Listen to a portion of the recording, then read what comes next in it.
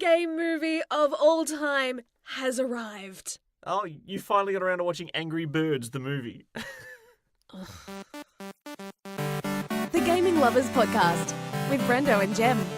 G'day and welcome to the Gaming Lovers Podcast. I'm Jem. And I am Brendo. In today's podcast, we're going to be talking about video game movies, aka our beloved video games that have been taken by Hollywood and turned into pieces of garbage for the most part. Well, don't be too upset because that basically happens with any form of media that jumps across the Hollywood line. True. To be fair, they treat books with a tad more respect than they do with video games. Just historically speaking, they for the most part, they Aragon, anyone? Okay. Okay, you got me there. But still, there are a lot more movies based on books that have had better success than movies that have come from video games. Oh, that is undisputed. That is undisputed. However, there are some shining, examples of hope, like rare gems, diamonds in the rough. And we're going to talk about those as well. The best. The best and lots of the worst, which is the majority, 95%.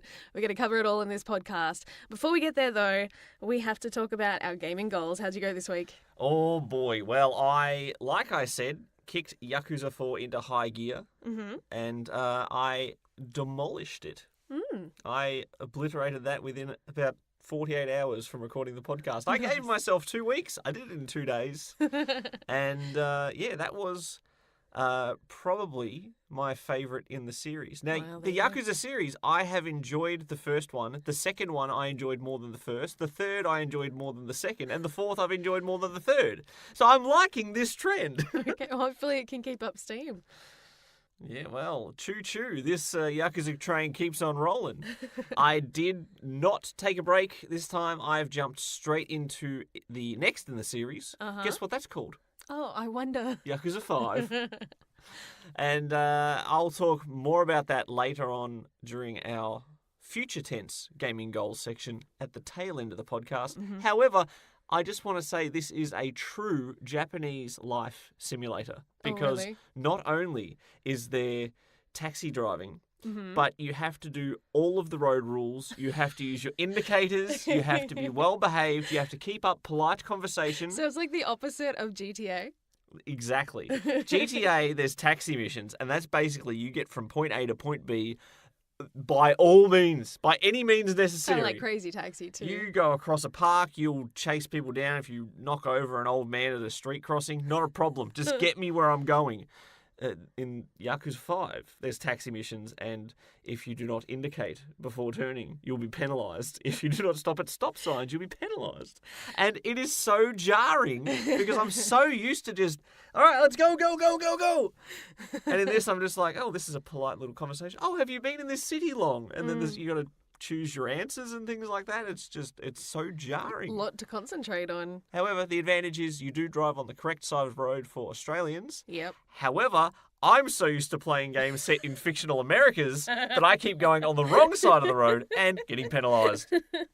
The funny thing is, when I am a passenger in a taxi, especially when we're in the States, I will base my tips on whether they obey road rules and stuff. We had, when we were in Las Vegas, a taxi driver who literally had a notepad and pen, and she pulled it out and leant it against the steering wheel and started writing notes about something while she's driving and wasn't even looking at the road. And I was horrified. We did not tip her at all. I felt so completely unsafe. Well, she's not going to make some money in that crazy taxi. Are you ready?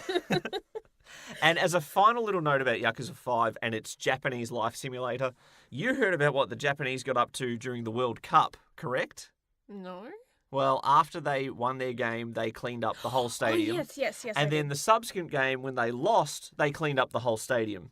Isn't that just so nice? Guess what is a mini-game in Yakuza 5? You gotta clean up. You can pick litter off the streets, you increase your community service rank, and you are a good citizen of the land of the rising sun. Japan. We love you. You're weird, but we love you. so much. That's great. What about your gaming goals? Well, how have you been travelling? I've been playing Japanese games too. Do you have withdrawals from the beloved Trails of Cold Steel 2? No. Okay. I had OD'd on that one. I was ready to move on to the next course. So I have been playing Period Cube. That name will never get old. I was going to say, can you say it with a straight face? No. I'll get there. So finally finished my first walkthrough. So I've finished and I actually got a good ending. Yeah. Oh, first time through a visual novel, you got a good ending. That's I did. Very rare. Very rare. But this one's a little easier to navigate because they give signals, like if you've picked the right response, they kind of go, whoa, like they start glowing, the person that you're talking to. So it makes it easy to know. This one's pretty obvious. It's not as ambiguous as some visual novels with your choices. Some are flat out, like you can kind of guess what the right choice is depending on who it is you're talking to. So that made it pretty easy. Yeah. Either that or I'm just getting used to these style games. You and I both like to play visual novels blind first time through, try to make choices as you think would be the best choice in any given scenario.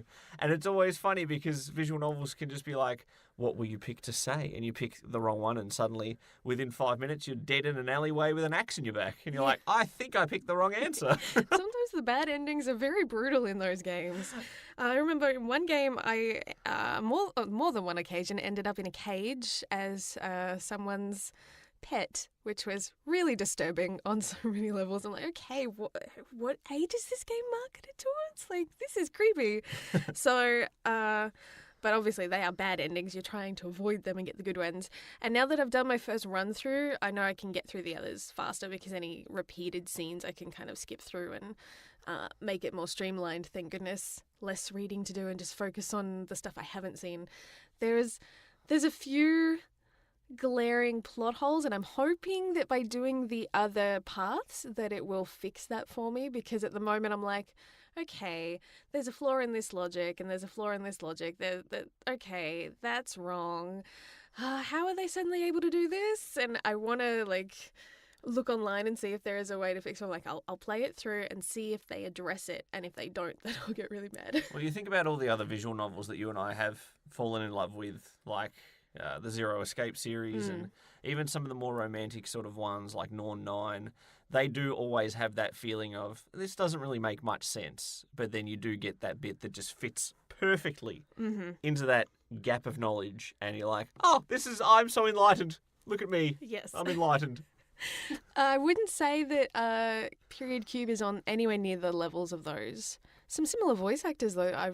From Norn 9, there's some same voice actors in this cast that I've picked up on, but it's slightly more cheesy. Definitely, I think aimed at a younger audience, so more like high school teen girls, or possibly even like middle school age girls. From some of the dialogue, it's nothing too complex. But yeah, I'm hoping that there is more to it. I'm going to give it the benefit of the doubt for now. I play Viva Pinata occasionally, so it doesn't really matter what age group a game's set for. That's just it, though. There are plenty of games that we love that are definitely aimed towards kids, or at least kid-friendly. You think of all the party games that we love to play and play repeatedly. But you can have things that are for kids but that aren't stupid. Does that make sense? Yeah, well, it doesn't help when I'm trying to play a bit of Switch during a break at work and I'm like, all right, what games did I bring with me? Oh, Kirby. I can't play Kirby in front of my workmates. This is embarrassing. Why not? Kirby's awesome. I love Kirby. All right.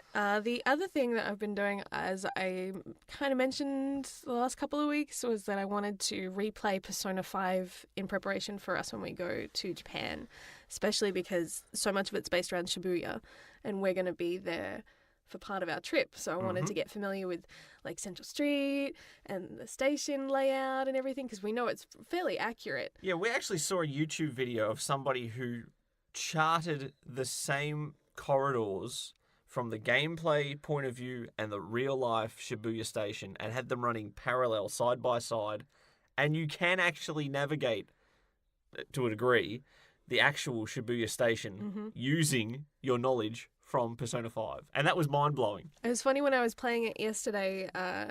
noticing all the different signs and stuff. I'm like, okay, I can navigate the Ginza line. Oh, look, the JL line, which is JR in real life, which is what we'll be using, the Japanese railway pass. So it was just, for me, I'm like, oh my goodness, I'm going to be walking around this place in real life so soon, and just very giddy from that. But I also love these characters, and I hadn't actually played it properly in so long. I just fell in love with it. I think I played it for about 4 hours straight, and I'm like, I haven't had a break. Whoops. You should probably tune into our earlier episode about video game addiction and the warning signs thereof. Well, I did. I caught myself at least. But yeah, games like that, especially when I love those characters so much and they build the story so well, it's almost like playing an anime is a good way to word it for me. So I just fall in love with it. And the soundtrack is awesome as well. So good. Absolutely. So that's what I'm up to at the moment. Currently in Kamoshida's, what do they call them? Palaces. Yep. And so got most part of the gang together, got 4 members and ready to kick butt. Excellent. Go ahead and kick said butt. I shall. That creepy butt. Ugh. Kamoshida. Yes. The evil Andy Lee.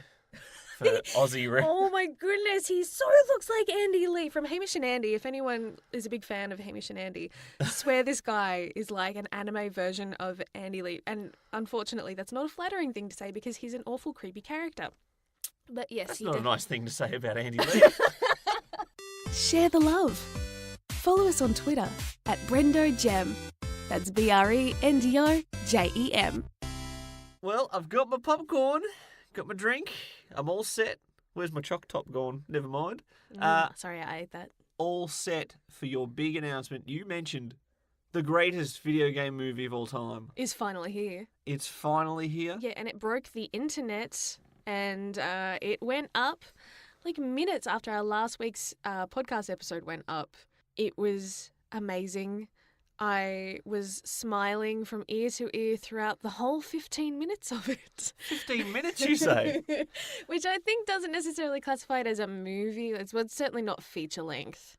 But Nathan Fillion and some of his mates put together a fan film of Uncharted. For years, gamers have been saying Nathan Fillion is Nathan Drake. He is the spitting image of him. He's got the cheek, the humour, and just put him in those khaki pants and the shirt with the gun holsters and the ring around his neck, and he would be Nathan Drake. And he did that, and guess what? It was amazing. Well, I walked in blind. I had no idea what was getting prepared for because my phone had been dead all day.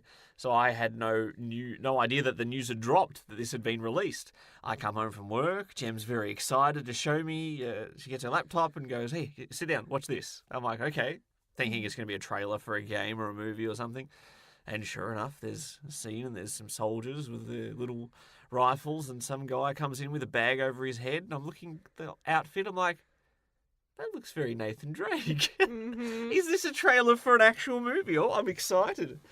And sure enough, they pan up and there's the ring around his neck. And sure, yep, this is Uncharted, awesome. And then they pull the bag off and it's Nathan Fillion. I'm like, oh my goodness, this is awesome. And then I realised this is not a trailer. It just keeps going. Yes. What is this? And it was so good. There's so many little Easter eggs, so many nods to just the small details in these 15 minutes.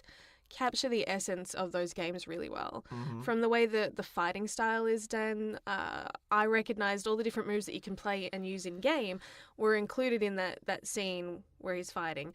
You know, the witty back and forth, the banter he has with the guy that's trying to interrogate him, the insults he makes, the conversation back and forth between him and Sully.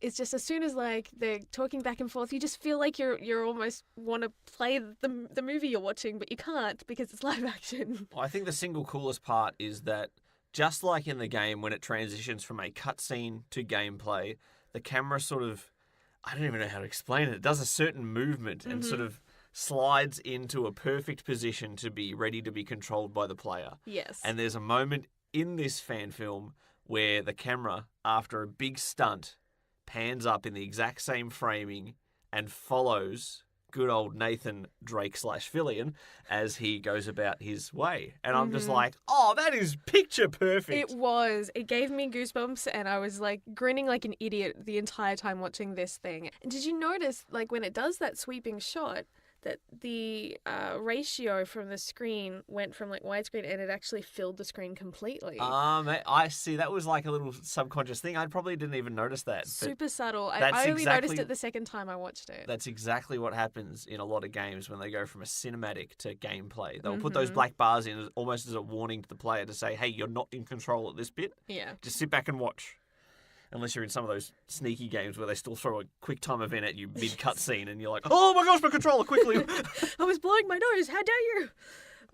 So funny. But there's so many things. You got to see Elena and Sully and Nathan Drake, and they reference all of the stuff like finding Shambhala and El Dorado. So I think it was kind of set in between Uncharted 3 and before Uncharted 4, kind of. Roughly, yeah. Roughly, that's what I'm guessing based on his outfit and stuff too.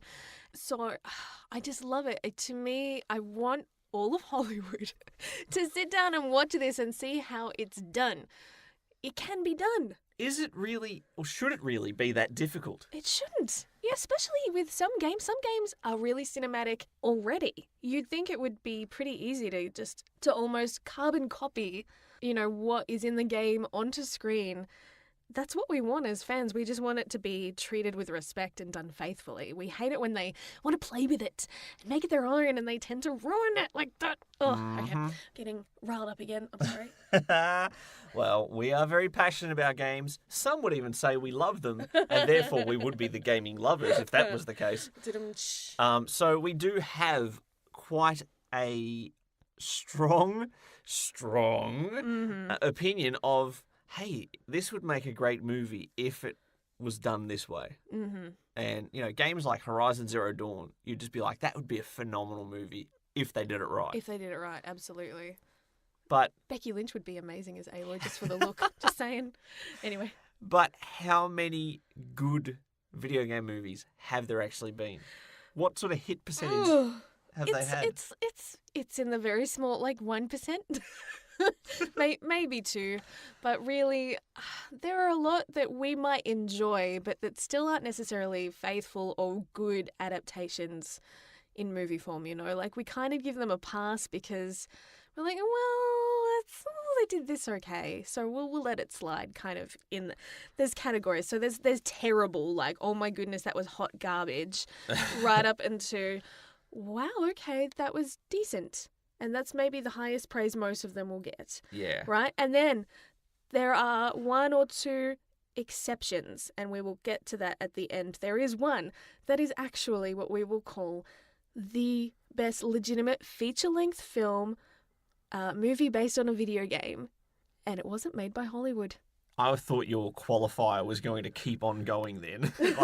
Similar to when wrestling, they're talking about the longest running weekly episodic. It's got so many qualifiers so they can have the number 1 place. I thought you were doing that with the movie title then.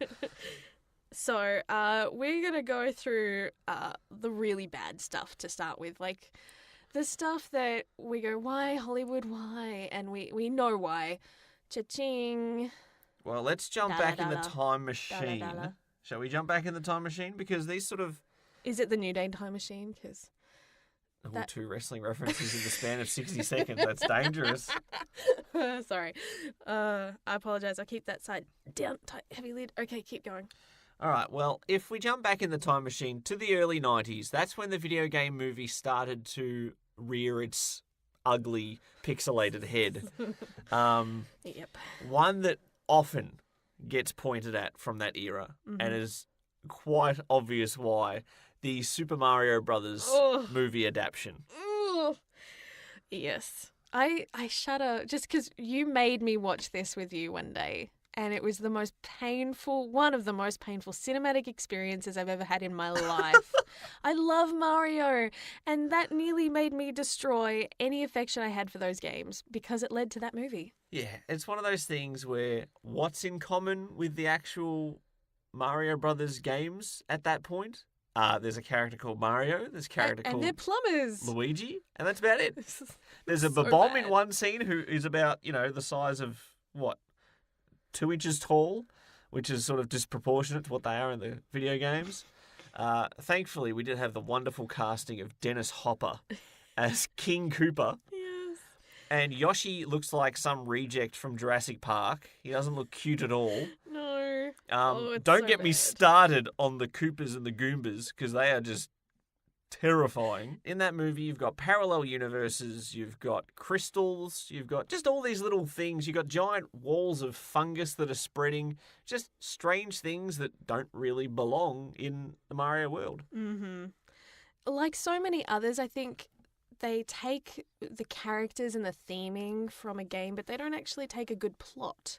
Oh yes, that is a big flaw in a lot of these. They have terrible writing, terrible dialogue, and no offense to these actors, but for the most part, they tend to get pretty crappy actors, which just builds on that because when you've got bad dialogue also delivered badly, it's just crap on crap. I can't think of another way to describe it, but it's pretty shocking. Well, there were some other ones in the early 90s. Double Dragon was one of the other really early ones. Mm-hmm. And, I guess that followed a slight similarity to the plot of the original games that we actually made our friends play in an early episode with their young opinions. And really, it's just a bad budget kung fu movie. But that's just it. Like, there are a lot of great kung fu movies out there, right? If you've got a decent enough story to tie all those action sequences together and the action sequences are choreographed well, it could have the potential to be decent. It's so frustrating that it's not, I'm taking a stab that you haven't seen the Double Dragon movie. No, not that one. I saw it once in the early 90s when it came out. Let me just show you the cover art of the poster. That should tell you the budget on that movie. It's pretty bad. Oh, man. That looks like the kind of artwork we would do back when we did media in high school and made our own films. That's what that looks like. Oh, man. Ugh. Anyway, honestly, I think people could redo movies on YouTube at a better quality. There are some fan films, and I'm not talking about Uncharted where that's clearly got a budget on it, but like people that just love the films. Did you ever see Be Kind, Rewind? Yes, I have. Stuff like that where they're almost doing parodies where they're deliberately bad with like cardboard props and stuff, where it's got that charm of, oh, it's so silly, it's cute and endearing. You could do things like that I think would be better and probably pay more homage to these games than Hollywood does. So, ugh. It's not quite in the same vein, but there's a reason why Sonic Mania, which just got its Sonic Mania Plus edition this week, there's a reason why that game is one of the highest rated Sonic games ever. And that's because the people who made it started off as fans and they figured out how to, make ports and versions of the game, figured out the physics and everything. And Sega eventually got them to make Sonic Mania. So smart. People who actually loved the series, people who were mega fans, rather but than also people that just had wanted money. the talent to do it. Yeah. And that is why a lot of these video game movies go wrong, because you're like, oh, this big budget, Michael Bay is going to direct your favorite video game adaptation. And you're like, oh, Stay away from Mass Effect, you son of a... Sorry. Things like that. So you need the right director, you need the right cast, you need the right heart of the story. Yeah. But a lot of these don't have barely any of those boxes checked. Yes. To be fair, there are some where you see that there's some passion in it, but that's not always necessarily enough. Like, you need more than just people who love it as well to come together. You need, again, good story. If it's a fighting game, then you need good fighting sequences. If it is going to have a lot of CGI, then you need decent CGI, not really bad CGI that just makes everything a joke, unless you're deliberately making it look like a joke. And the last thing they definitely need is more Kylie Minogue. Oh, no. You know where this is going, Jem? How the heck did she get in anything to do with video games? What are you talking about exactly? I don't want to say it. Don't make me say it. Oh, I do. Street Fighter. 1994, there was two camps. you either liked Street Fighter better, which was a more cartoony-ish, stylized fighting game, or you liked Mortal Kombat. They both got video game movies, and neither of them are good. Are we seeing a pattern here? There's also, was it Dead or Alive? Oh, that's much later. No, I know. I just remember seeing that like on DVD shelves back when I worked at Kmart and being horrified. I was like, just looking at the cover, I knew it was terrible. There seems to be some draw of fighting games. I guess it's because they have a cast of characters that people sort of know. I think their problem is they cast people that are attractive but not good actors or convincing fighters. That sounds like WWE back not too long ago, really, with their women's division, where they would get models rather than female wrestlers. Very true. So there is an argument to be had that, hey, get people that are decent at the fighting and the acting side of things, maybe over their looks. Just saying. Well, Jean-Claude Van Damme did look good as Guile. Well, at least he's got some more acting experience and convincing as a fighter. For the most part. To be fair, I haven't seen much of his movies, but I know he's had a more successful career in that than Kylie has. It's just a shame he didn't get the true Guile hair of the upside down mop. Surely they could have popped a wig on the guy. Didn't we see a cosplay of that recently? Was it at Comic-Con? There was someone dressed as Guile with like really over-the-top hair. I think it was an Arizona Comic-Con of some sort. Looks so good. Yeah. I'm sorry. I know this is a audio podcast, but again, have a look at this cast photo, Jem, from Street Fighter and tell me that doesn't look like a cosplay shoot. It does. A low budget or medium budget cosplay shoot. That looks like the kind of group of friends from high school going to do cosplaying together, or maybe putting on a low budget play for their school. Based off a video game. We need to save that photo. We will put it on our social media pages so you guys can see, so that way we're not just referring to something that you can't see. It's pretty bad. Yeah. Oh my goodness. So if you want to see that photo we're talking about, it's on our Facebook page, our Twitter page. You can find all the links to them at thegaminglovers.com. All right, enough about Street Fighter. Move on. Mortal Kombat. Didn't we sort of touch on that? Yeah, but it's not really worth talking about because, again, it's another trashy movie based off a... fighting game. Yep.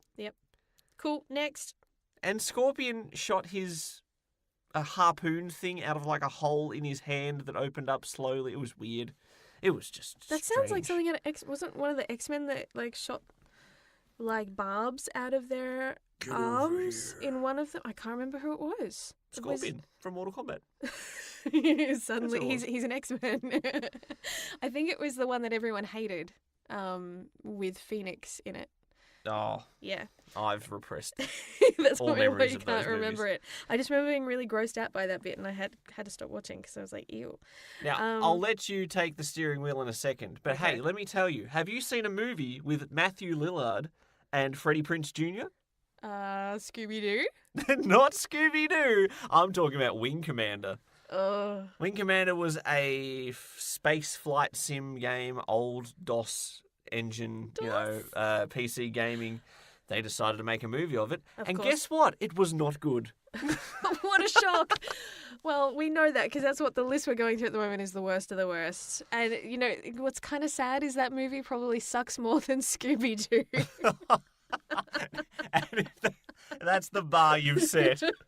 Oh, when you don't clear that one, it's a bit disappointing. I think Matthew Lillard, he did a really good job as Shaggy. Like, he got that character spot on. I have no idea if he nailed whatever character he was playing in Wing Commander. But anyway, at least Freddie Prinze Jr. has had better success with being associated with video games down the road as a voice actor. Let's drag ourselves out of the 90s. What else do we have on our list here? I feel like I need to apologise before I say this because I have the utmost respect for James Arnold Taylor. Uh-oh. He's an incredible actor and I love him to bits. But Ratchet and Clank, the movie that came out with the most recent game, was pretty shocking.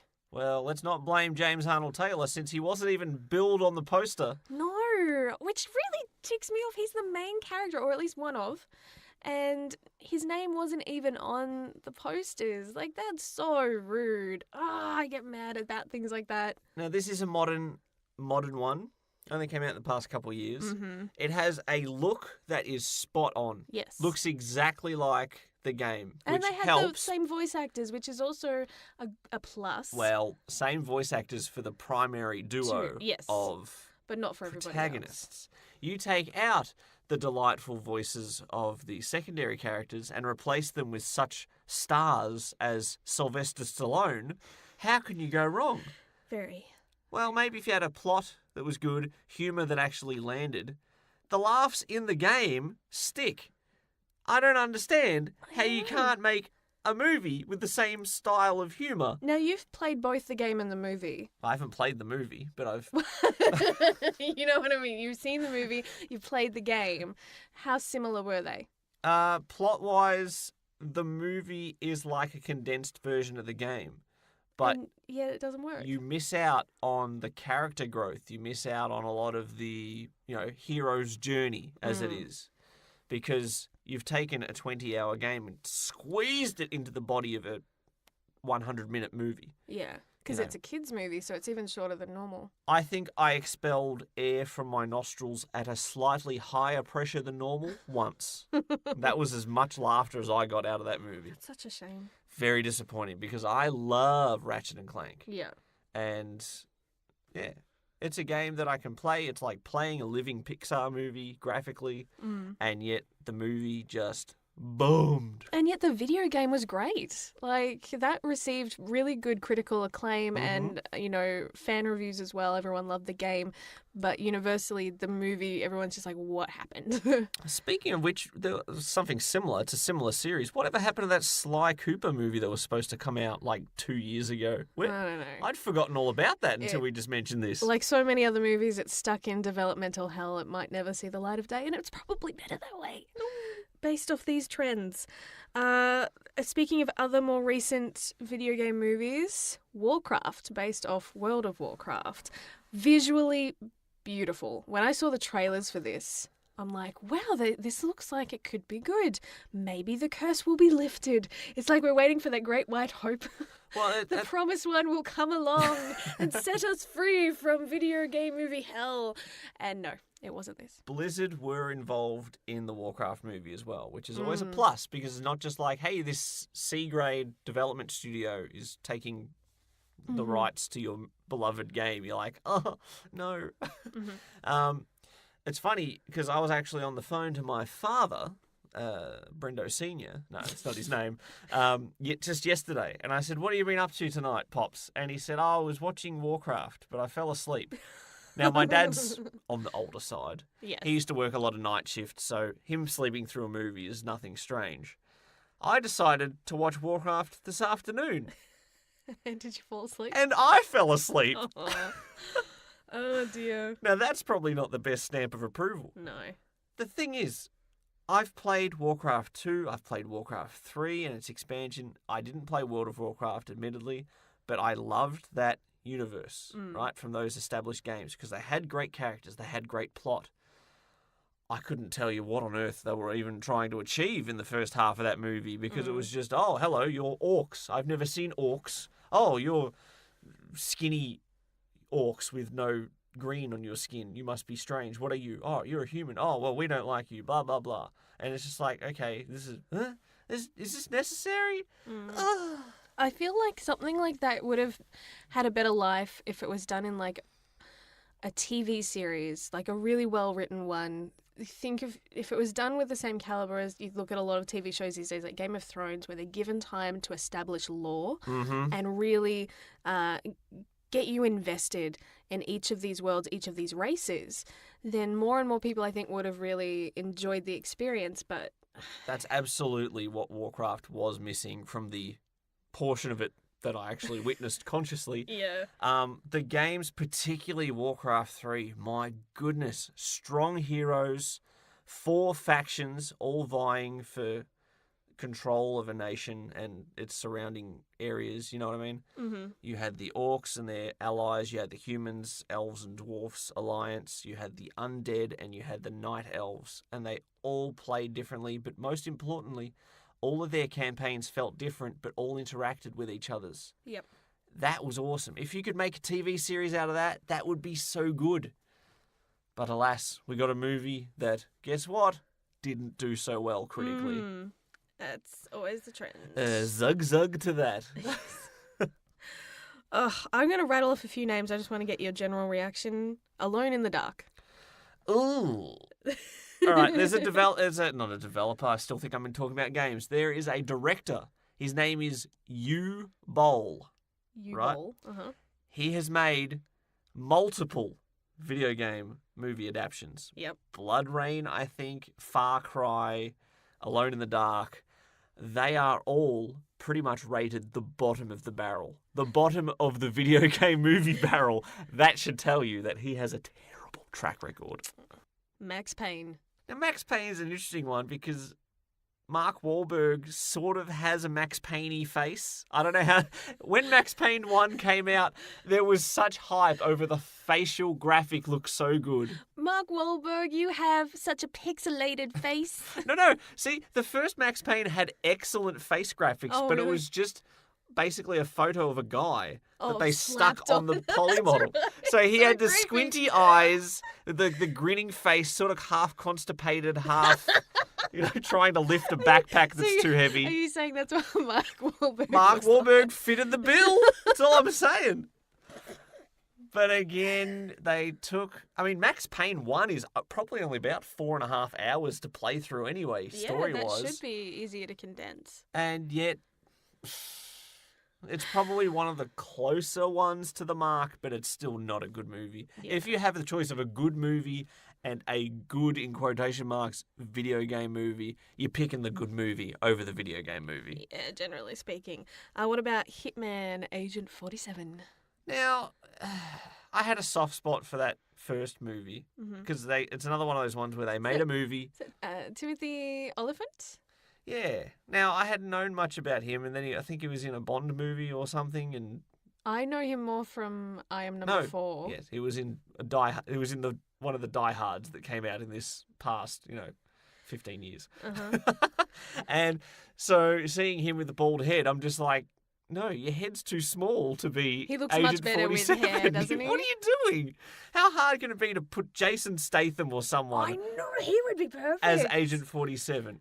Because he looks good with a bald head. But he also has that look about his face. I don't know what it is. Yeah, I agree. He's got that resting face that just gives you yes, he's an assassin. And Timothy Oliphant doesn't look intimidating enough physically. Mm. Like 47, although he's stealthy and intelligent and things like that, he still is rather built. Yeah, he has a presence. Well put. He has a presence. Which is kind of counterintuitive when you're supposed to be blending in. Well, when you're a large bald man who wears the same suit and has a tattooed neck with a barcode on the back of your head, it's amazing how inconspicuous he is. That's one of my favorite things is the memes of him wearing maids outfits and stuff, and people are so oblivious and they're like, "Oh, hi Darlene, you look so great today," and they're completely just let him in through the high security sector, making fun of the game. But anyway, sorry, sidetracked. The movie, unfortunately. Yeah, this is a case of a video game movie adaptation they made. Didn't do that well. They rebooted it and made a second one, which did even worse. Because I can't even remember, it was like Rupert Friend or someone. I don't even know who that is. But he didn't even have the perfectly clean-shaven, razor-sharp, bald head. He had stubble head. 47 doesn't have stubble head. Are you kidding me? I never even got past that. I couldn't handle it. That sounds like a personal issue, but I understand. No, but the movie also rated worse on an average review I score know. than the original Hitman movie. All right, what about Doom? Doom is an interesting one. Doom did one thing very well, and that there is one section in that movie starring Dwayne Johnson where it goes into a multi-minute first-person shooter fest, and it channels the spirit for those few minutes of Doom perfectly. The rest of the movie, however, guess what? Sucks eggs. Not so good. That sounds a lot like Assassin's Creed, where I was so excited when the trailers for that came out too, because I am a big Michael Fassbender fan. Mm-hmm. And who wouldn't be? he's a great actor though. Yeah. And I was like, yes, he will be really good. And I knew that they were kind of doing an original story, but they could still use the same mechanics. And I was okay with that. But for the most part, they were, they weren't in the animators. They weren't in the historical side, which is the part that they did well. When you were in the history, when you were going back in time through the ancestors' memories, that's when they nailed it. And then they dropped the ball everywhere else, unfortunately. Yeah. I mean, the good thing with a IP like Assassin's Creed, you don't have to set it in a certain city or in a certain time frame, because the Assassin's Creed time frame can span from ancient Egypt through to modern day. Mm-hmm. You pick whichever era and whatever setting you want. Yep, whatever bang, country you want. You can set an assassin in that story, because that's Absolutely. how it works. It shouldn't be that difficult. You would think, but the trend has shown that it is. And apparently, I feel like I don't want to be too harsh on a lot of these people, because I know that it's easier said than done. Oh, for sure. This job, it's not an easy thing, and there's multiple components that come together and have to work together in beautiful synergy in order to make a good movie, right? Mm-hmm. And if one thing is off, then it can spoil it for everyone. Well, the one thing that was off for me on that original trailer was that the Animus scooped him up by plugging into his neck and lifting him off the ground. And I'm like, that's so unnecessarily uncomfortable to watch. Yes. Just lay him on a table. I'm like, what is this? The Matrix plugging into his neck like that? It just looks so weird. Anyway, Resident Evil. All right. We're starting to get more on the softer side here. Okay. The first Resident Evil movie came out when I was in late high school. I was in love with Resident Evil. This is an example where it can work if they take an existing franchise and twist it a little bit, give it a custom story, some custom protagonists, but still have, the same Umbrella Corporation, the same zombies, and just tell a different story in the same universe. Mm-hmm. I liked the first Resident Evil movie. But there's been about 7 Resident Evil movies, which means they have actually been successes financially. Mm-hmm. I can't think of another video game movie series that's gone anywhere near 7 movies. So it must be doing something well. Now, the second movie, just let me rant on for a second, is my guilty pleasure movie, Resident Evil Apocalypse, right? Mm-hmm. I like that because it has a character from Resident Evil, Jill Valentine. You may know her as a certain bread food. And also, it stars my favourite 8-foot menace, the Nemesis, who hunts down the STARS members, of which Jill Valentine is one. Again, the budget for this movie isn't the best, but I liked seeing a guy walk around in a giant Nemesis suit with a large chain gun, killing STARS members, even though his vision is like RoboCop for some strange reason, or the Terminator or something. And then the plot gets stupid because the character of Mila Jovovich, who is the main character who has superpowers, and she gets in a fist fight with the Nemesis, and then the Nemesis goes, "No, we'll be friends," and it just ends in him. It goes off the rails so bad. That's an example, though, of having at least a decent actress that kind of carries the series, and I think that's why it's had some of its longevity. Well, there's a reason why your quote-unquote strong leading actress was cast in the Resident Evil movies. Probably because she's married to the director. Oh, so it's a Tim Burton situation? Well, yeah. Cool. Paul W.S. Anderson has made some substandard movies, but for some reason he decided to cast a young lady called Mila Jovovich, and it's probably because they're married. So, well, to be fair, if you were a director and you didn't cast me in a movie, even as a side character, I'd probably be pretty mad at you. I would probably not cast you because you're asthmatic and wouldn't be able to do any of the action scenes. Well, I could do other scenes. You don't have to put me in action scenes, or I can have a body double do all the actiony stuff. You could be the Nemesis. Get in the big 8-foot suit. Make me Darth Vader. I am made for that kind of the heavy breathing and gasping. I can totally nail that. Okay. Need for Speed. That's another semi-recent one. I always call him Jesse. I can't remember his real name. Aaron Paul. Thank you, Aaron Paul from Breaking Bad. And that came out with mixed reviews. It had some decent action sequences, but still, again, poor plot points, poor consistency through the movie. And because when you've got a movie that's good in some bits but then really slow or just terrible pacing in other sections, it ruins the whole thing. Yeah, well, there's been a lot of Need for Speed games, and I think only a couple of them actually have in-depth plots. I know Need for Speed Undercover was one of them because I really liked playing that game with surround sound on. But that movie of Need for Speed was basically just a copy and paste of another series that had like 7 to 8 movies, Fast and the Furious. Prince of Persia, which the main actor was not Persian, which upset quite a lot of people. We need someone to play a Middle Eastern prince. Let's get... Jake Gyllenhaal. Sounds Perfect. Great. Done.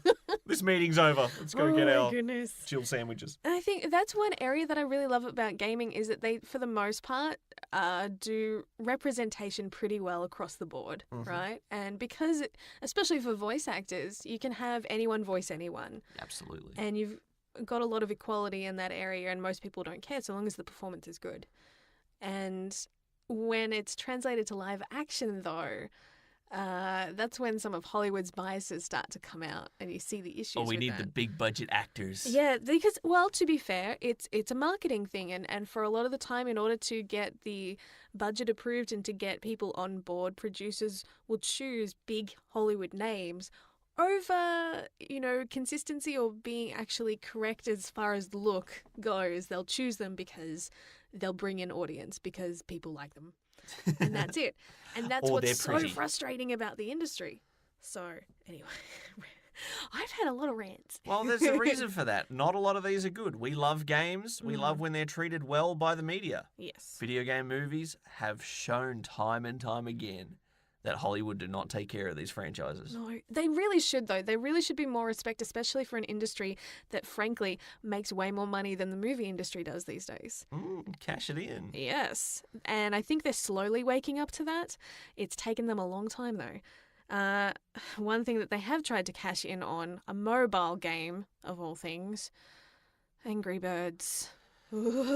Hey, we all had our Angry Birds phase. You can't deny it. You played Angry Birds as much as I played Angry Birds. No, I don't think I did, actually. I think I played it on your phone. I don't think I ever downloaded it. You can check my history. Look at you. If you purchase things on iTunes, it remembers things. Even if you delete it, it will tell you on your account. You can look through my account, and I'm going to put money down. I never downloaded Angry Birds. The great stance you've taken.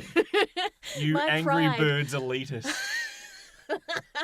Honestly, I think I actually preferred the game that came out before Angry Birds. Was it something with the castles? Just Crush the Castle. Crush or the something like that. It was Castle. just a ragdoll. It was, but I found that way more entertaining than Angry Birds. I love ragdoll physics. It used the same physics, basically, yes, same and it came design. out first. Well, there you go. So Angry Birds is a rip-off. Anyway. Well, Angry Birds certainly made its money in its day and is still rolling out with TV shows on Netflix and everything else. But there was indeed an Angry Birds movie, and I didn't see it because the trailer made it look pretty bad. That's not the trailer's job. Usually the trailer's job is to show, and paint it in a way that makes you go, actually, that doesn't look bad. Well, it might actually be okay. When it looks like it's targeted for children and one of the jokes is a bird gargling urine in its mouth. Oh, I remember that. Probably going to be worth skipping. Yeah. I just remember when that came up and everyone's like, no, I'm not going to watch this. I wonder if the person making the trailer was either A, oh man, this is super funny, or B, they're like, this movie is so crap, I'm going to save the world by making a trailer that shows how crap it is. If that was their intent, you're a hero. That's like a Metal Gear Solid 3 style plot twist. That's phenomenal. They could have, they spared us the heartache of sitting through 2 hours of that rubbish. Anyway, a couple of things that are sad for me to say. There are a lot of Final Fantasy movies. Some are actually really good. Some not so. The ones that come to mind, there was actually one of the first full live-action style but CGI'd movie. Final Fantasy, The Spirits Within. Had nothing to do with Final Fantasy at all. Which is strange to say because Final Fantasy itself The games, there's Changes like, every 15 of them at the moment, Yeah. plus spin-offs, plus side games. And there's no continuity. And with the exception of the few direct sequels that there are in that, Yeah. they all have different settings, different worlds, different characters, different politics, different this, different that. But they still have that thread of, hey, the money's gill. Hey, there's chocobos. Hey, there's certain... Isn't there someone always with the same name? Sid. Sid, there's always a Sid. And yet, for whatever reason, they decided to make it some weird just plot with, you could have had... You make a movie with the CGI style of Final Fantasy IX style setting, man, that would be awesome. But instead they went for a futuristic, worlds in ruins. It was so gritty. At the time, those graphics, my jaw was on the floor because I'm like, oh my gosh, they look like people. And we're still in like the PS1 era of, video game graphics. Yeah. So it was a huge leap. Graphically good, but again, bad story, bad plot, progression, all those things are so key. And, a movie can be bad before it's ever really, in production. That pre-production stage is so critical. Before we move on from Final Fantasy, there was also another CGI, I guess you'd call it supplementary material for Final Fantasy VII. Sort of like a what happened afterwards, called Advent Children. And boy, did I watch that. I've seen that probably about a dozen times. I loved that. We're going to get to the good ones soon, okay? Just calm down. Another one that makes me sad to say is the Mass Effect animated movie, which stars Freddie Prinze Jr. This is a side kind of complementary piece to Mass Effect 3 for James Vega, who is a teammate aboard the Normandy that is kind of a fan of Commander Shepard, and he hasn't met Commander Shepard as yet, and he alludes to this big mistake that he made that got him the promotion that he doesn't think he deserves, and so you get to see that all play out. But it's this animated style.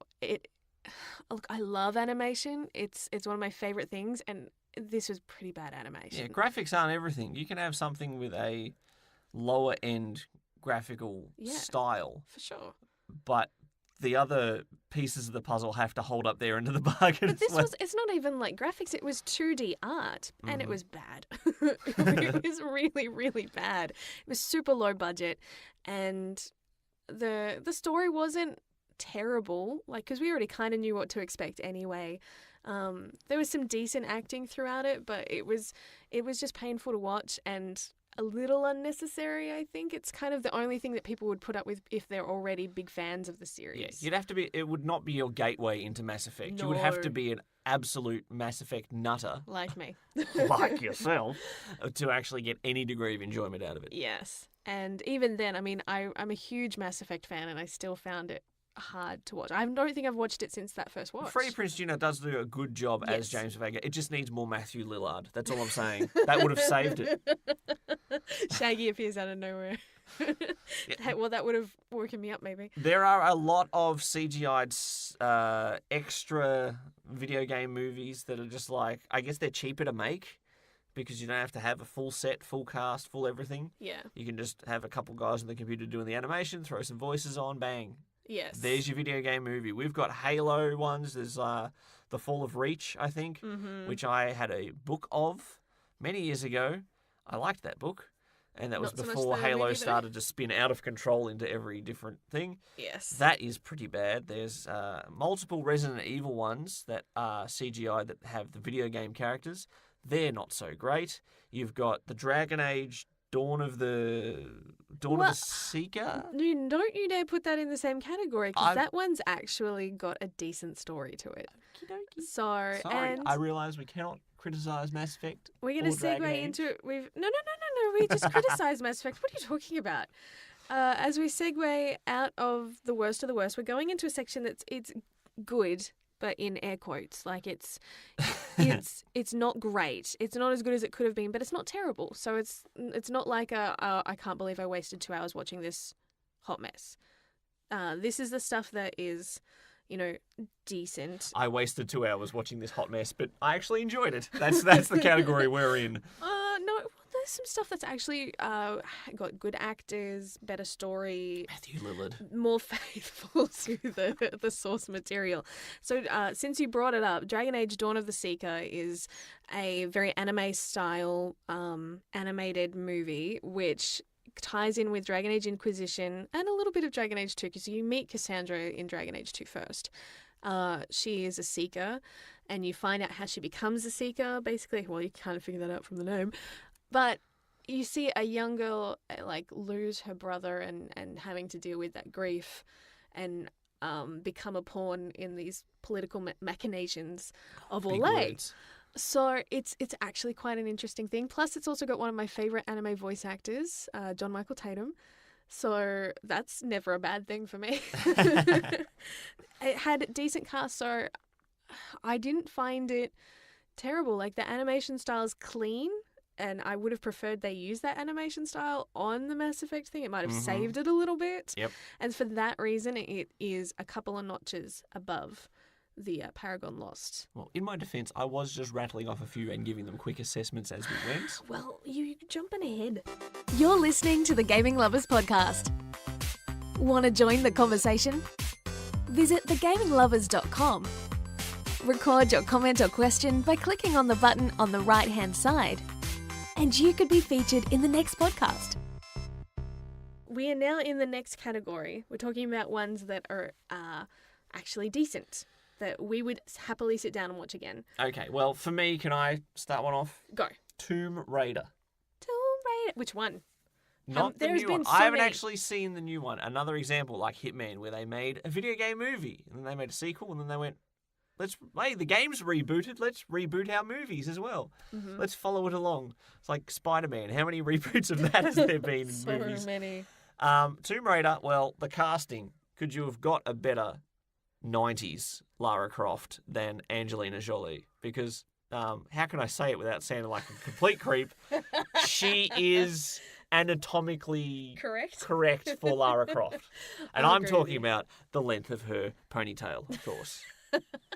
She did. She was just spot on. She had the look down and the accent, everything British came accent, together perfect. really well. I know. To be fair, like at that age when I first saw it in the movies, I really enjoyed the first Tomb Raider movie with Angelina Jolie. I hadn't really played the games properly, so I didn't know if it was faithful or not to the source material.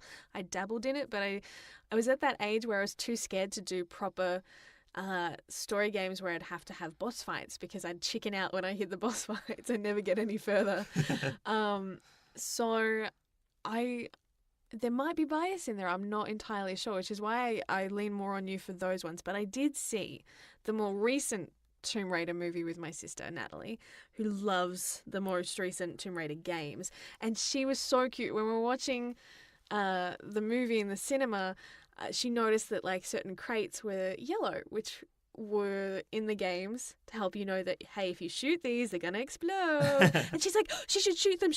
And she did. And she got it was hilarious. And maybe because watching it with her, she was just like a little kid, made me enjoy the movie more. But it had a lot of elements from the game, like weaved into it, not like in your face, but just subtly, which I really liked. So that was the reboot, yes? Yes. And I thought they did a pretty decent job. I know it's not completely faithful to that first reboot of the game. Well, that first reboot, very violent, very gritty, very it is mature. It is definitely more mature and violent and stuff, but it didn't have like the wolves and stuff in it. Yeah. It was missing some elements, but then it had others in it too. So you're actually giving this a thumbs up at all, or is it Well, thumbs middle for the reboot? For me, no, I really liked it. Okay, excellent. But there are some people that maybe didn't. But that's, again, I think it comes down to a bit of personal taste, obviously. Yeah. But they also, at the end, paid homage to like the classic look, because you see her when she's, spoiler alert, when she's come back and she's back home at her manor and she's got her proper gear and she finally gets her guns and she's got the classic 90s look with the long braid. Yeah. And you're like, they paid homage to that too. So that was kind of nice. So it was, I think the person who was making it actually loved the source material and treated it with respect. Well, and you could that's see that. all we've been asking for since the Absolutely. 90s. I It didn't know. take too long to get there. There were some aspects, some things in the plot that weren't great. But, you know, it was still a solid movie. It wasn't terrible. So that's why it's kind of in that mid-range. Yeah. Well, if I could just drag us back to the Angelina Jolie movies, much more campy, much more Charlie's Angels, dare I say. Yes. You know what you're going in for. It's a switch your brain off action movie, basically. Mm-hmm. I did, however, like the little touch of a certain actor playing Lord Richard Croft, Lara's father. It's Angelina Jolie's father, John Voight. Well, there you go. So there's a little bit of, you can see the love between them, the familial love. She does that a lot in her movies. Side note, in Maleficent, when you've got baby Aurora, it's actually her baby. So that way, when the baby's all happy and like reaching out and touching Maleficent's face, it's because she's touching her mama's face. Well, there you go. So anyway. I hadn't put those, I knew both of those facts, but I hadn't actually tied them together before. How interesting. So she works with her family. Having said all that, stay clear of the Cradle of Life, which was the second Tomb Raider movie. That one definitely belongs in that garbage pile. Yes. There seems to be a thing that like the first ones are okay and then they try to capitalize on that and they lose whatever it was in the first one that made it good. A more recent one that The Rock did. The Rock. Dwayne Johnson. Mm-hmm. Rampage. Well, every second movie these days contains Dwayne Johnson. I know. Sure, he's like the highest paid actor at the moment, like, or ever. I think it's at the moment. But it's kind of funny because when he first started doing movies, everyone laughed at him and said, you're that wrestling man. You'll never make it in Hollywood. Who's laughing now? Or who's rampaging all over them now? Now, Rampage is another one of those weird ones because it's like we played retro games. Yeah. Rampage came out on the Atari 2600. Yes. Maybe that's the key. It's so ambiguous. Mm-hmm. There's no plot really necessarily tied with that as much, so you can have a bit more creative freedom. Let me give you a quick summary of the plot of Rampage from the video game. Destroy you play things. as a monster and you destroy a city. The end. Survive as long as you can, cause as much chaos as you can. Perfect for a disaster action movie. I'm just waiting for someone to make SimCity into a movie. I used to love using those natural disasters in that game.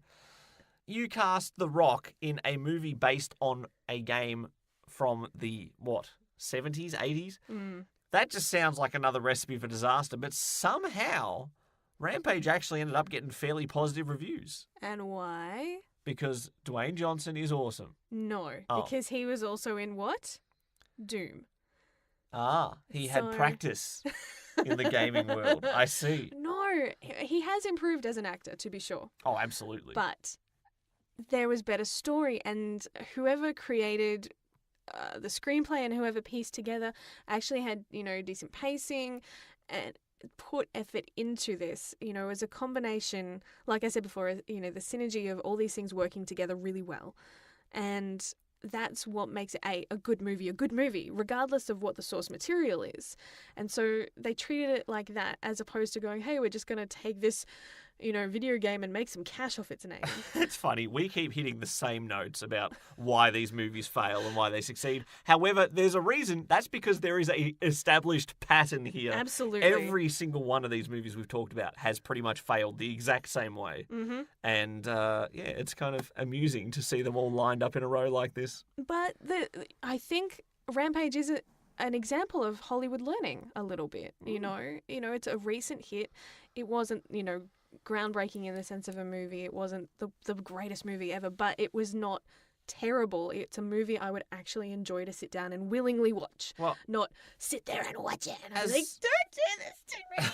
As a parallel, superhero movies for the longest time were pretty bad. They had their ups and downs at times, but for the most part, if you had your Batman and Robin, and I know you had a sweet spot for that movie, with, was that George Clooney and his gold bat nipples? When they argued he's got, his, bat credit card or something. Oh, that whole movie was made to sell kids' toys. Yeah, that was Literally. pretty bad. But you had bad movies like Ghost Rider with Nicolas Cage. How could that go wrong? You had Nicolas Cage can be a good actor sometimes. even Marvel movies. A lot of them stuttered and stalled and didn't quite reach their potential until we had this Marvel Cinematic Universe. The original Hulk movies started. Yeah.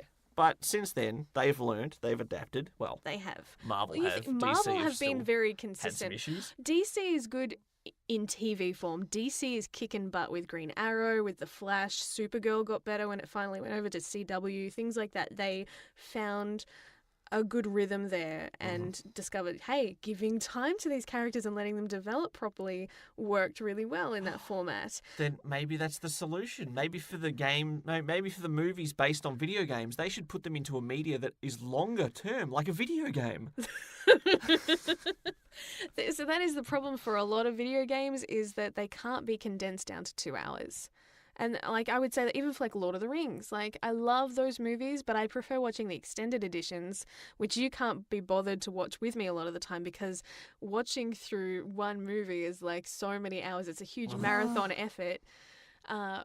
Even the short, quote unquote, short video games that take, say, 4 hours or even less, don't necessarily condense very well to a movie format. So they would be better off as like a mini-series or a TV show or like a special on Netflix. Like, we have the capability to do that these days. I kind of wish they would take that route more, so that they would get treated with a bit more respect and given the time that they need to tell the story properly. Yeah. A lot of them run into issues when they try to condense the plot into a movie. Yeah. Instead of making it, like we said earlier, the supplemental sort of material of a side story or this character's origin or a prequel or something. Yes. And then you can establish it a little bit. The Kingsglaive actually did that really well, which is the movie that came out before Final Fantasy 15 launched. There you go. And it was in the same, like all the CGI cutscenes in Final Fantasy 15 were basically done in the same animation style, which is always breathtakingly beautiful. I love watching these cutscenes. And it helped have that common link with the actual game when it launched. The only thing that was a little annoying was that the actors were different. Yeah. And so that after watching the movie, I got attached to certain voices, and then coming to the game, I'm like, you sound different. You sound wrong. And because I really liked whoever they had cast, was it Sean Bean as the king? Yep. Oh, it was so good. He did very well. Normally I'm kind of against big celebrity names doing stuff for video games and things like that, because I'm like, all I hear is the celebrity and not the character, you know. But when they do their job well, then I can actually forget, oh, that is a famous person, and enjoy what I'm watching. Well, at least with Sean Bean voicing a character instead of actually acting it, surely that means the character survives, right? Spoilers. Oh my goodness. I suppose it does happen at the beginning of the game, so I'll let that one go. But I really love that, and that's like, if I was going to play through 15 again, I'd probably watch the movie again. And also they had the animated little mini episodes to introduce you to all of the party members of like Noct's friends and, well, employees, I guess, his bodyguard and his chef. His paid friends. Well, he's got Prompto. Prompto's a real friend. And it's so cute seeing him lose weight so he could become his friend, you know, in that.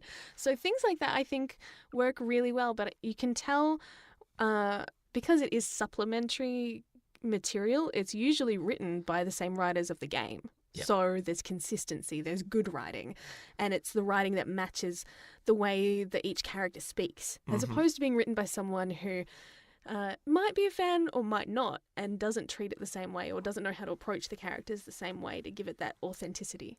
Yeah. It's like, in a weird way, sometimes these movies or the adaptions thereof of these video games are like fan fiction, the way that they're treated. Oh boy. Subpar writing. Yep. This is what I think should happen in this universe, and it's completely out of character. Yep, forced romance angles that just jar against everything that's natural in the universe. These two characters would not get together. Why is this happening? To be fair, it's fine in the context of fan fiction, but when you want a movie adaptation of your game, you want it done faithfully, okay, and things done as characters should be and presented, and not mishandled.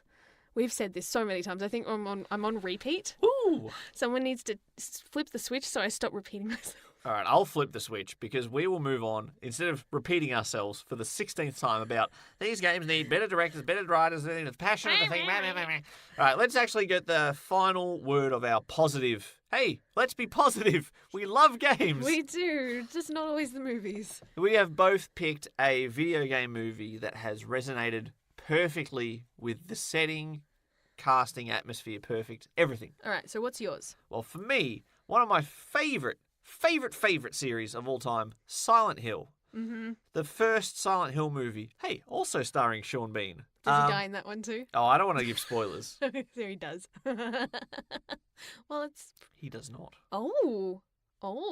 That's why I didn't want to give spoilers, because it's such a shock. You expect him to die. Because he dies in everything. I don't know if we should even It's leave this Sean- in the podcast. It's Sean Bean again. Oh, get the tissues. He's gonna die. He doesn't die in everything. There's one movie. One movie out of his 98 It's films like a he's really been in. bad Snow White adaptation. That He came played out. the apple. No, he played Snow White's dad. Oh. Yeah, and he looks in pain he looks like he wants to die actually in this movie because it's so bad. Okay, the Silent Hill movie adaptation has the same graphical settings, whether it's the Fogland or the altered reality of the other world, I guess you'd call it, full of rust and blood and nasties. Mm-hmm. The creature designs look awesome. The casting is pretty darn great for the characters they had. They took a modified version of the Silent Hill 1 plot and cast it with a different sort of direction. Okay. But it works, and yeah, all up, and the piece de resistance of it, they actually used some of the soundtracks from the game in it, Ooh. which just makes it so much more authentic Mm-hmm. when you have the same like familiar sounds, Yes. familiar beats, because that music isn't really rhythmic. It's sort of all over the place, but it fits the scenes in the movie. It fits it's awesome. It works. Yeah. And it still leaves you confused, just like a good Silent Hill game should. The reason I didn't give it the top billing, which I've left to you, is because it had a sequel. Silent Hill Revelation, because, everything has to have Revelation, Legacy, Genesis. One of those taglines has to be on every third movie. Of course. And that one is abysmal. Mm-hmm. Abysmal. Terrible. And Sean Bean dies in it. There you go. We spared you the pain of having to go watch it. That's an example of a movie where they took the plot of Silent Hill 3 and twisted it a certain way and forced in a relationship angle and, ham-fisted all this sort of unnecessary plot into it, and it's just garbage. That's a shame. Yeah. Okay.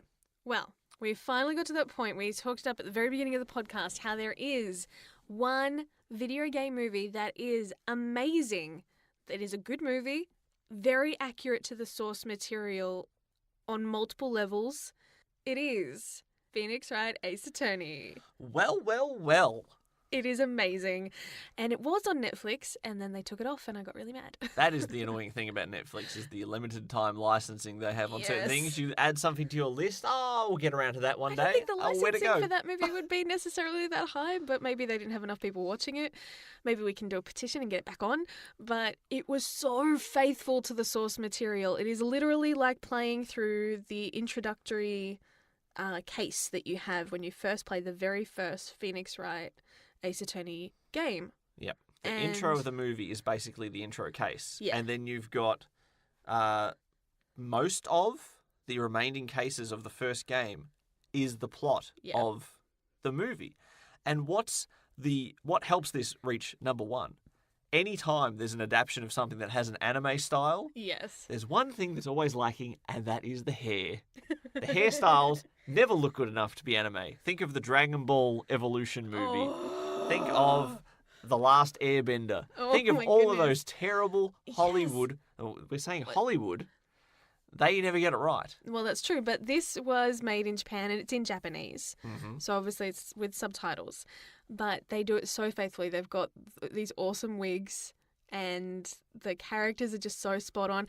It's very over the top, but then so is the game. Absolutely. And that's where it nails it. It gets the feeling of the game. You know, I cracked out laughing so bad because when there's a revelation that someone says something really gasp worthy on the testimonial stand, the whole audience that's watching this trial will fall off their chairs and down to the ground simultaneously. It's things like that just crack me up, but also happen in the game. And it's so spot on, from the judge to all of the witnesses. Everything is done really, really well. Because it's accurate to the plot, obviously, if you're going to play Phoenix Wright, you have to make the decision whether to watch the movie or play the game first, just like you do with a lot of cross-media things. It captures the plot point by point, basically perfectly. It captures the heart of the story, the emotions with the characters. It captures the laughs, the fun, the silliness, the, like you said, over-the-topness. But again, still has that grounding, heartfelt story that ties it all together. Absolutely. And they don't try to mess with the writing, which is key, because obviously in a mystery you want to not mess with it because there's so much key stuff that needs to be said. So they do a really good job of sticking to the source material because the writing in the games is great anyway. It doesn't need too much work for it to be consumable in a movie. Well, I think the only minor complaint you had was that you felt like it was never going to end because it just it ran and that wasn't the final twist. Oh, okay. We still have some unsolved mysteries. It's like a mysteries. wrestling match where it keeps giving me false endings. But it was really good. But if you have the endurance for it, it definitely gets the gaming lovers' rubber stamp of approval. Absolutely. Best kid-friendly as well. Video game movie ever. So good for the whole family to watch. A lot of fun. And we're not the only ones who think so. There have been other gaming sites. Multiple articles can be found saying that Ace Attorney is the best video game adaptation to movie in existence. It even squeaked out past Super Mario Brothers. So that's saying something. Dennis Hopper, can you believe it? Oh my goodness. We need a villain. Where's Dennis Hopper? I'm hoping that in the villain. future that Hollywood learns from this, that they see the ones that do have success, like with this Uncharted fan film that I've been gushing about all week. I hope that they look at that and, they are talking about doing a real Uncharted Hollywood movie. There's talks about Tom Holland, who you might know as Spider-Man, the current one, playing a young Nathan Drake, which could work. There were talks of Chris Pratt playing Sully, which just seems wrong to me. Well, I guess if it's young Drake, so possibly. Sully would be like an older, that when you see kid Nathan Drake. He would play that age Sully well. Yeah, I suppose that's true. But hey, a bit of prosthesis then Tom Holland on the face. seems slightly too old for that. The age gap doesn't seem enough between Chris Pratt and Tom Holland. Just think of the physical transformation between Fat Andy from Parks and Rec and Star-Lord. There can be physical transformation with Chris Pratt. Know, but... He could age in preparation for this movie. I don't want him to age that rapidly. And smoke cigars and be the perfect Sully. I love the discussion of Bryan Cranston playing Sully. I think he would be amazing. He would be a great Sully. Yes. So, who knows? Everything's still up in the air. They haven't started filming. I don't even know if there's necessarily a script in place yet. But there's still been discussion. So, it's on the horizon, along with The Last of Us being turned into a movie. Although that had a bit of a red light. Yeah, when the actual director and the creator of the game says, I want nothing to do with this, you'd know that's sort of heading off a cliff sometime soon. Yes. There seems like every 3 weeks we get an announcement, this video game's rights have been purchased by this studio to make a movie, and whether they just sit on it for years. So no one else can make it. Yeah, or they actually start working on it. There are a lot in the works. I'm going to rattle off some names. Just want your quick predictions on if you think these are going to work as movies, okay? Okay. Let's start off with Borderlands. Oh, well, it's got a linear story for the most part. I think if it kept its essence of humour, then yes, I think it could work. Excellent. What about Detective Pikachu? Oh my gosh. Well, how well's that going to go? The game itself sucks. So if the movie sucks, then it's done. It's done its job. I'm sorry. Here's one that you're going to be saddling in for. Five Nights at Freddy's. No. I don't know if that will translate necessarily as well to a movie theatre. I'm not sure. Jump scares galore. I mean, jump scares, yeah, but I still don't know. It needs more plot. All right, give me your pitch for this plot. The Fruit Ninja. Oh, my movie. word. I hope that that's a comedy. It better bloody be, because if they try to make that serious, that's just stupid. I can picture Jack Black in it, actually. Learning to be a ninja in Japan and mixed with samurai training, because they use samurai swords, which historically ninjas did not use. Let's go on a lesson here about we don't need history. history. No, we don't need history. Ninjas actually use Let's more move pots on. and pans.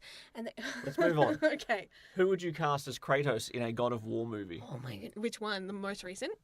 Presumably. Or like bearded a young Kratos. Vito? No, let's go bearded. Bearded Kratos. So more recent. My goodness, I need like a casting sheet in front of me so I can pick an actor. I saw a picture of a photoshopped. Someone basically just changed the skin colour, slapped the red line on a picture of Triple H, modern day, and it looked pretty close. If Triple H could act, sure. Yeah, well, hey. What about a game that gets criticised for being too much like a movie? What happens when they make a movie based on that? Heavy Rain. Would it work as a movie? Heavy Rain, because it's so cinematic, is automatically stupidly long. It would work better as a TV show. Okay. What do you think the average review score will be for a Mass Effect movie? Bad. Okay. Because, look, I know that the licensing, rights were bought for that yonks ago, at least 8 years ago or something. The rights for Mass Effect were bought. And they haven't done anything with it, far as I know. Andromeda, I think, put the kibosh on that. One good thing to come out of Andromeda. But with games like that where there's choice, you'd upset way too many fans. People would see, oh, it's a male shepherd. My shepherd was female, so I'm not going to go see the movie because it's not what I had. And to be fair, that's probably people got upset about the art on the cover of Mass Effect 3 because, why does it have to be the redhead female shepherd? Why can't it be a black one with blonde hair? Why can't this be, chubby male shepherd? Let me put my custom shepherd on the cover. Why won't you let me do that? Damn it, BioWare. Okay. But again, that's the issue with anything where you get to pick your path. Is that it would be kind of a slap in the face to a lot of fans of the series saying, well, it doesn't matter what your choices are, this is what we've decided is canon. So, because it's been made into a movie. Yeah. You know what I mean? Tricky. It would ruin it. All right. Is there any chance Hollywood slaps a bandana and grows a mullet on David Hayter to play Snake in the Metal Gear Solid movie? Oh, no, they would probably end up going and getting Keita Sutherland to do it. Drats! Okay, you've played this recently on the Atari. Missile Command. What's your plot?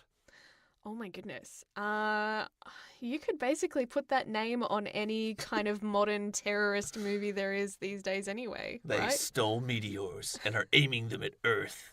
Make a modern, war story about the stuff going on in politics today, especially the tension between the world and Russia and North Korea, and there you go, you've got your plot.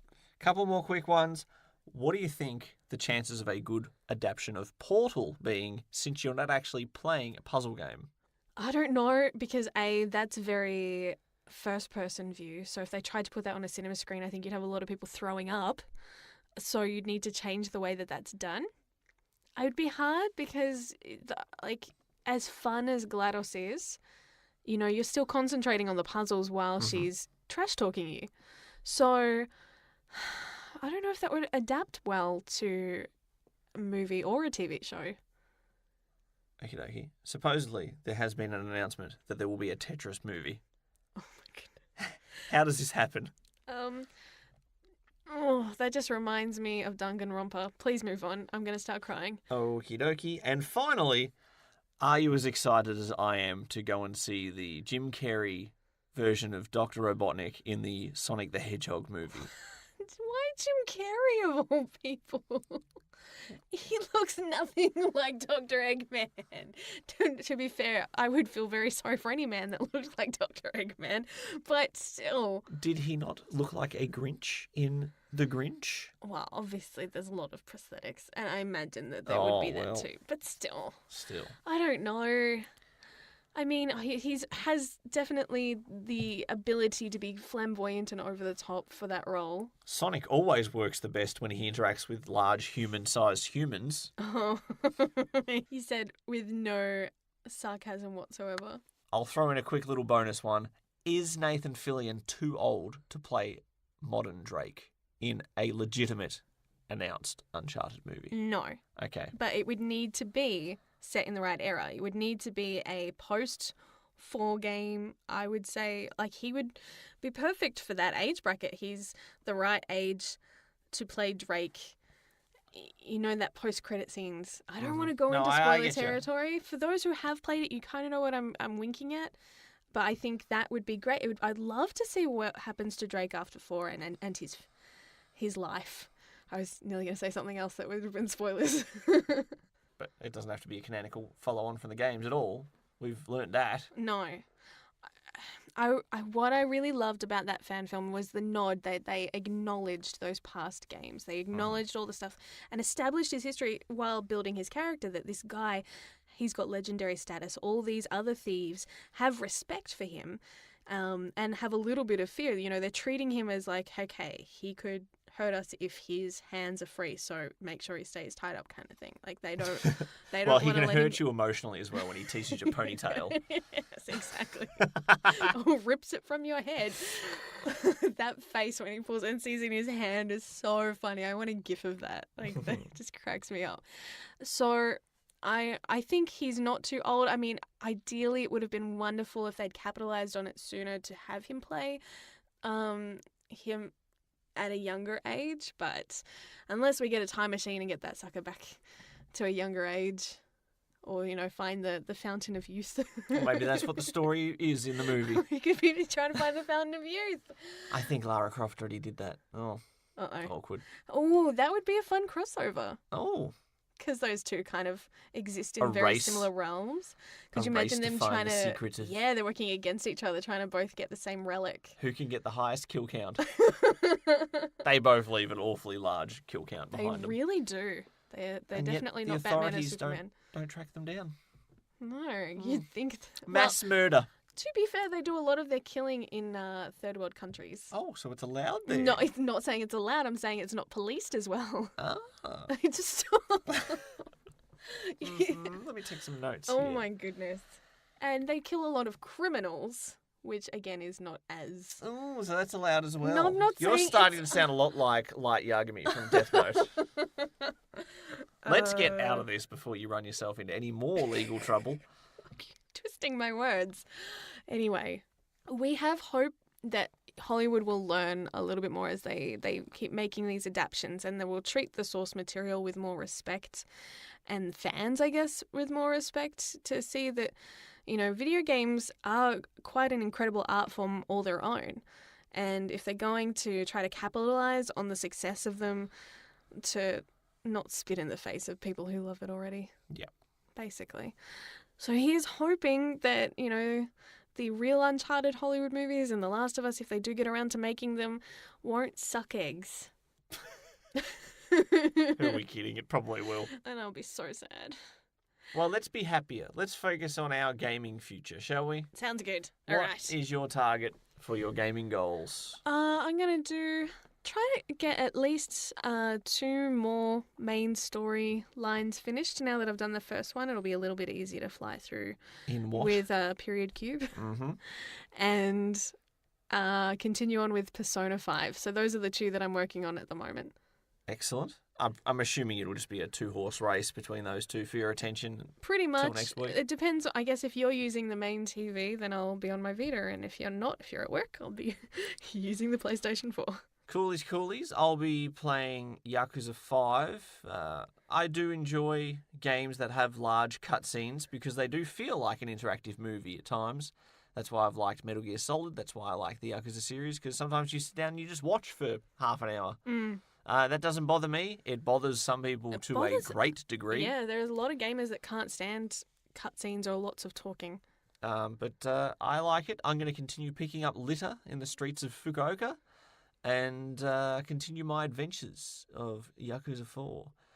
My side projects may include I've been tempted to give Ori and the Blind Forest run through on the Xbox One. Yeah. So I had an itch between my shoulder blades for a new Metroidvania style game to play, and I remembered I'd bought that and hadn't played it yet, so I'll get to that. Yes. And boy, am I ever susceptible to suggestion. My buddy, the Falcon, has been playing Dark Souls Remastered, the first Dark Souls game. We've been texting about it, and I kind of want to give that another spin, even though I failed at it twice. So you feel like punishing yourself, basically, is what you're saying. You know it. Can you live stream that one, please? Oh, it's embarrassing. Exactly. You haven't live streamed in a little while, so I think it'd be good to add something to that list. Something different, something that's not Sonic. I did Captain Spirit. I know you did that, but it's been a while since then. And Sonic. And I was thinking of doing more Sonic because Mania Plus came out. You can do more Sonic, but mix it up as well. Add something else to the palette. Okie dokie. Well, as usual, you can contact us on all forms of social media. Check us out at thegaminglovers.com. I'm Brendo. I'm Jem. Smell you later. Lovely. Sayonara. Thanks for listening to the Gaming Lovers podcast. For more episodes or to watch some live stream gaming, visit thegaminglovers.com.